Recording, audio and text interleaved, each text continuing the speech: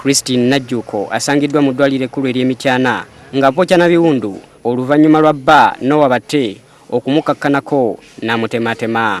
Ettemu lino libadde ku kyalo Kamuli ekisangibwa mu ggombolola y'e Manyi, Mityana. Noa Batte agambibwa okulumba mukyalawe Christine Najjuuko ow'emyaka 21 ku lulimbi n'amutema ejjambiya emirundi egiwerako. Saasoose kukyegendereza bw'ali mu kutema nga bali ali mu kkubisa jambiya gyetakola ki gyetatuma ezola omusaayi guva ezola baayi gyezirukidde ejo ne bagisiba ebakyankala n'awaka nenjija nesanga mwalimu ga muwala kubuule nti wesonyiwa ebigambo wetulenga waka ewuga otye ebyeŋŋambo tebikola era neŋŋamba ne mutwana wange yalwe nemugamba olekera awo eŋŋambo bayamukubamuko.